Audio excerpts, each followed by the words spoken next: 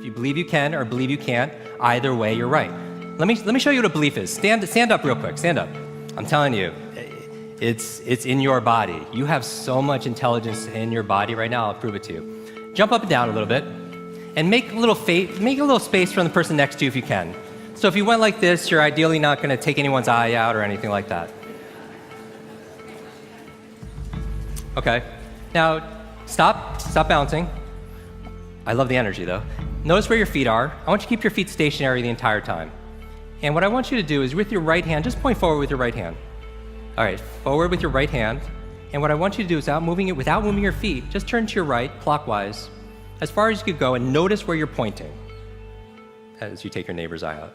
Notice how far you could go, notice where you're pointing. Notice the exact spot. Come back center. Now put your arms down.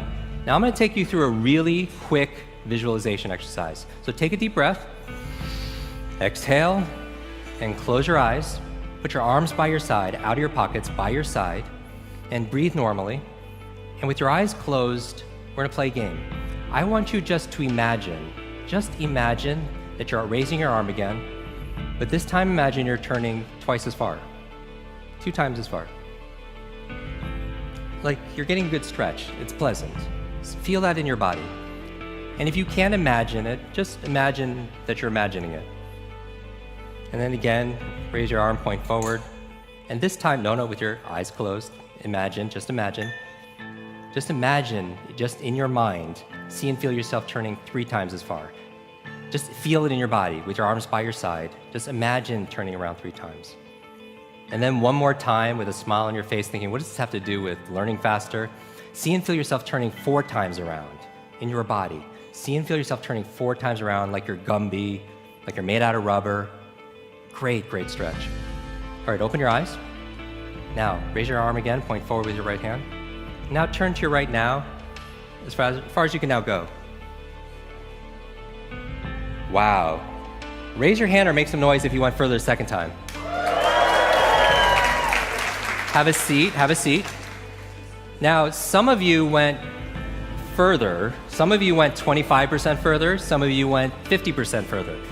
Yes? Raise your hand if you went further a second time. Now, here's the magic question, right? That you know I'm gonna ask you even before I ask it.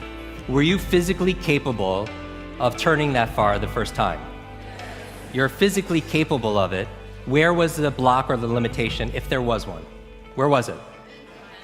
In your mind, right? In your mind.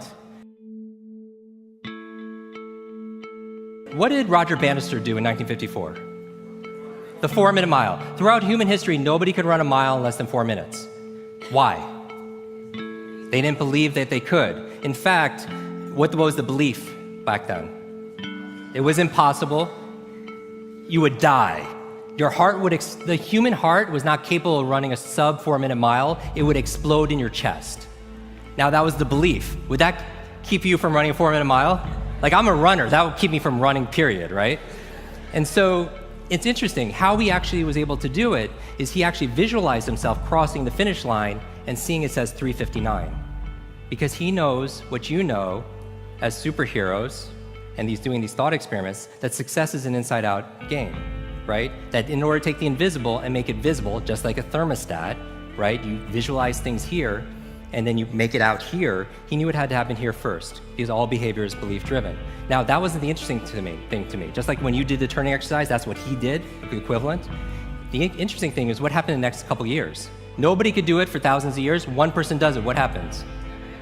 Yeah, dozens of people started breaking the 4-minute mile. Now, in that year, was there big advancements in shoe technology and nutrition and training methodology? No. Where was the change? A change in belief.